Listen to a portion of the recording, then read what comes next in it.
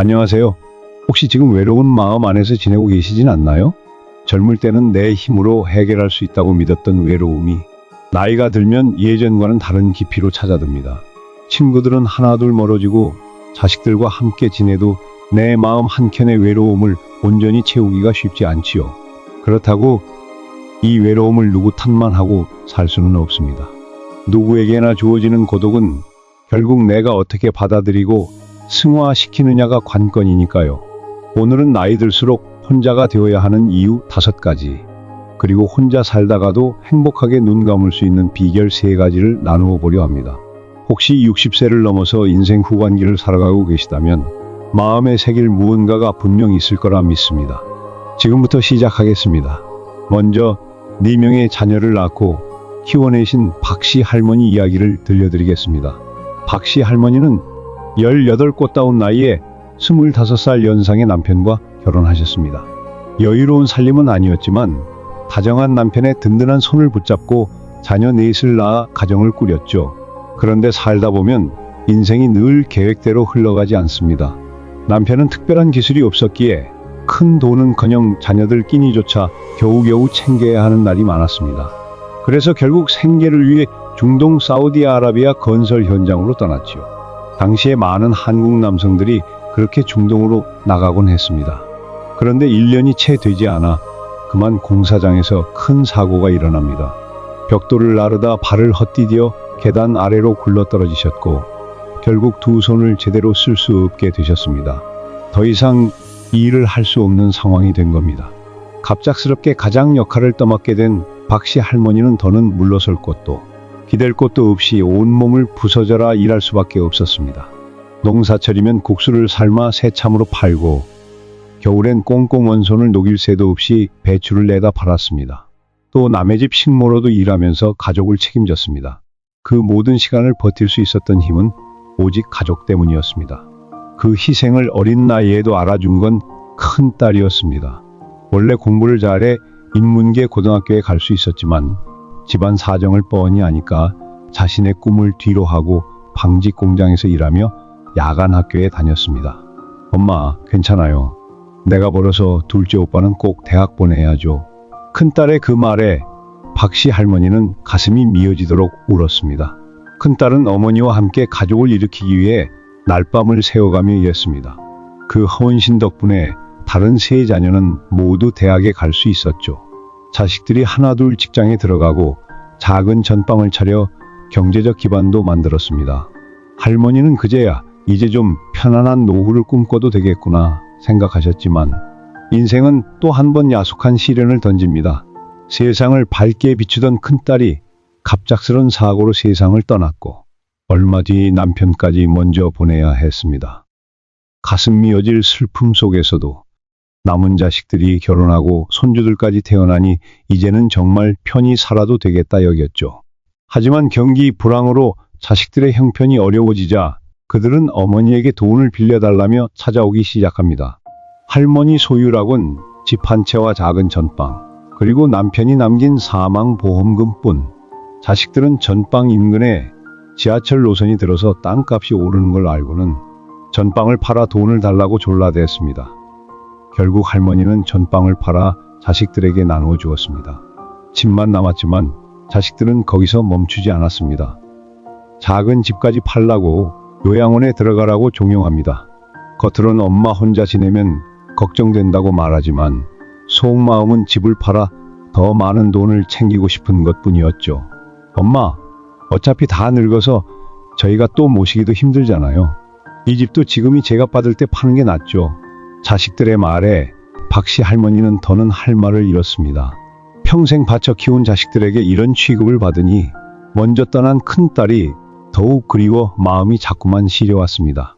결국 할머니는 자식과 함께하는 삶을 포기하기로 결심합니다. 요양원을 완강히 거부하고 시골로 혼자 내려가시기로 한 거죠.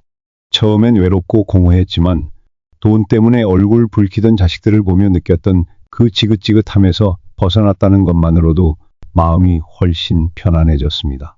혼자 있는 시간의 소중함. 사실 우리 누구나 외로움이 불쑥 찾아올 때가 있습니다. 잘 지내다가도 어느 날 문득 마음 한구석이 텅 빈 것처럼 느껴지는 순간이 오지요. 그럴 때 의지할 만한 누군가를 찾고 싶지만 나이가 들수록 그럴 사람 찾기가 쉽지 않습니다. 혹여라도 가까운 친구가 있더라도 내 외로움이 혹시나 부담이 되진 않을까 싶어 연락조차 못하기도 하고 자식에게조차 속마음을 털어놓기 힘든 경우도 많습니다. 결국 나를 온전히 위로하고 이해해줄 사람은 나 자신입니다. 나이를 먹어가며 점차 깨닫게 되는 것은 참 시끄러운 세상에서 한 발짝 물러나 홀로 누리는 자유가 얼마나 소중한가 하는 점입니다. 혼자 있는 시간은 때론 고독하고 쓸쓸해 보이지만 진정한 내면의 평화를 찾게 해주는 귀한 선물이 되기도 합니다. 나이 들수록 혼자가 되어야 하는 이유 5가지. 혼자 지낼 줄 모르면 주변 사람을 괴롭히게 됩니다.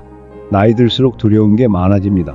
그래서 두려움을 떨쳐내려 잘 맞지 않는 사람들과 억지로 지내거나 과도하게 집착하고 의지해 버릴 수 있지요. 그러다가 상대도 나도 상처만 주고받는 상황이 벌어집니다. 외로움을 회피하려고만 하면 결국 더 깊은 외로움에 빠지게 됩니다. 사람에게 집착하고 흔들리며 기준 없는 삶이 되어버리지요.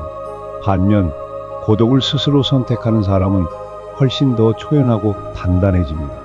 오히려 인간관계에서 주도적인 힘을 얻게 되는 것이죠. 외로움은 누구나 느낄 수 있지만 그걸 견디고 받아들이는 법을 배운다면 스스로에 대한 주도권을 놓치지 않게 됩니다. 혼자가 될 줄 알아야 좋은 인간관계를 만들 수 있습니다. 우리는 흔히 행복은 인간관계에서 온다고 말합니다. 물론 맞는 말입니다. 하지만 모든 인간관계가 나를 행복하게 하는 건 아닙니다. 억지로 이어가는 관계는 오히려 갈등과 상처의 씨앗이 될 수 있습니다. 내 빈틈을 누군가로 채우고 싶어 무턱대고 의지하다 보면 상대방에게 휘둘리거나 이용당하기 쉬워집니다. 그러나 혼자 잘 지낼 줄 아는 사람은 상대와의 거리도 적절히 조절해가며 결과적으로 더 건강하고 깊이 있는 관계를 맺게 됩니다. 내 곁에 있는 사람을 소중히 대해야 합니다. 매일 함께 지내는 사람일수록 그 고마움을 잊기 쉽습니다. 서로 익숙해져서 괜히 퉁명스럽게 대하고 서로 상처 주는 말부터 튀어나오죠. 있을 때 잘하라는 말을 너무 늦게서야 깨닫는 경우가 많습니다. 자식에게나 배우자에게나 곁에 있는 사람에게 나의 소중함을 제대로 보여주지 못하고 서로 마음이 멀어지는 경우가 너무나 흔하지요. 살아있는 동안 내 곁에서 함께 해주는 이들을 결코 함부로 대하지 맙시다. 나이가 들수록 더더욱 말 한마디를 조심해야 합니다. 그 작은 말 한마디가 사랑을 키우고 때로는 평생의 한을 남길 수도 있으니까요. 스스로를 받아들여야 타인을 진정으로 수용할 수 있습니다. 누군가 내게 마음을 털어놓는다는 건 그만큼 나를 신뢰하기 때문입니다. 내 안에 여유와 자기 수용의 태도가 있어야 상대의 감정도 온전히 들어줄 수 있지요. 이렇듯 나를 먼저 돌보고 받아들이면 다른 사람을 억지로 바꾸려 들지 않게 됩니다. 그러면 관계에서도 중심을 잡게 되고 자연스레 주변 사람들에게 믿음이 되어줍니다. 배움과 도전을 멈추지 않아야 합니다. 새로운 취미, 새로운 사람들과의 만남, 새로운 도전. 이런 것들이야말로 60대, 70대 이후 삶에 큰 활력을 줍니다. 호기심을 잃는 순간 늙는다는 말이 있습니다. 혼자 보내는 시간에 책도 읽고 온라인 강좌나 강의도 들어보세요. 그림을 그리거나 악기를 배워도 좋습니다. 그 배움의 즐거움은 매일의 작은 성취감을 주고 내 삶을 풍요롭게 만들어줄 겁니다. 혼자 살다가도 행복하게 죽는 비결 3가지. 진정한 사회성은 은퇴 이후부터 빛납니다. 직장 생활을 할 때 많은 사람을 만났다고 해서 진짜 사회성이 높았다고 단정하기 어렵습니다. 업무상 이해관계 때문에 어쩔 수 없이 맺어야 했던 관계들도 있었을 테니까요. 은퇴 후의 인간관계는 정말 내가 좋아하는 사람들과 만들어가는 선택의 관계입니다. 싫은 사람을 억지로 보지 않아도 되고 편안하게 마음 맞는 이들과 함께 할 수 있으니 오히려 더 풍성한 인간관계를 맺을 수도 있습니다. 고립되지 않아야 합니다. 혼자 사는 것과 사회적으로 완전히 고립되는 것은 전혀 다른 문제입니다. 혼자 사는 분들 중에도 부지런히 봉사활동하고 취미 모임에 나가고 자녀 혹은 지인과는 꾸준히 연락하며 훨씬 자유롭고 즐겁게 사는 분들이 많습니다. 혹여 몸이 불편하다면 방문 요양 서비스를 이용할 수도 있고 멀리 있어도 안부를 물을 친구가 있다면 고독사 같은 불안에서 벗어날 수 있습니다. 혼자 살되 결코 모든 인연을 끊어버리진 않는 것이 핵심입니다. 건강을 먼저 챙겨야 합니다. 혼자 지내건 자식과 함께 지내건 건강이 나빠지면 결국 다른 사람에게 큰 부담이 됩니다. 그러니 아프면 어떡하나 하고 막연히 불안해하기보다 그 시간을 차라리 운동과 건강 관리를 하는 데 쓰세요. 짧고 굵게 산다며 내 몸을 내팽개쳐 놓으면 오히려 만성질환으로 오래 고생하며 주위까지 힘들게 할 가능성이 큽니다. 규칙적으로 걷고 가벼운 스트레칭이라도 습관처럼 해보세요. 건강은 곧 자유의 원천이기도 합니다. 부부가 함께여도 때로는 각자의 시간을 갖는 게 좋다. 마지막으로 여든 전까지는 부부도 가끔씩은 따로 시간을 가져보라 권하고 싶습니다. 남편은 남편대로, 아내는 아내대로 취향도 다르고 좋아하는 것도 다를 수 있으니 억지로 함께 다니며 다툴 필요가 없다는 것입니다. 각자 하고 싶은 것을 하고 즐기고 돌아와서 이야기를 나누다 보면 부부 사이 대화거리는 오히려 더 풍부해집니다. 60대엔 자유로운 시간이 늘고 체력도 아직 받쳐줄 때입니다. 각자 취향을 마음껏 누리다 보면 70대와 80대 이후 서로에게 의지가 더 절실할 때 자연스럽게 한 몸이 될 수 있습니다. 요즘은 1인 가구가 늘어가는 시대입니다. 결국 어른이 된다는 것은 언젠가 혼자가 되어도 흔들리지 않는 법을 배우는 과정이기도 합니다. 나이가 들수록 찾아오는 고독은 결코 슬픔이나 처절함만을 의미하지 않습니다. 오히려 그것은 진정한 나와 마주할 수 있는 귀한 선물입니다. 세상의 복잡함에서 잠시 거리를 두고 내면의 소리를 듣는 시간, 그 고독 속에서 우리는 더욱 단단해질 수 있습니다. 오늘 이 이야기를 들으신 모든 분들이 언젠가 혼자가 되더라도 여전히 풍요롭고 행복한 삶을 누리시길 진심으로 바랍니다.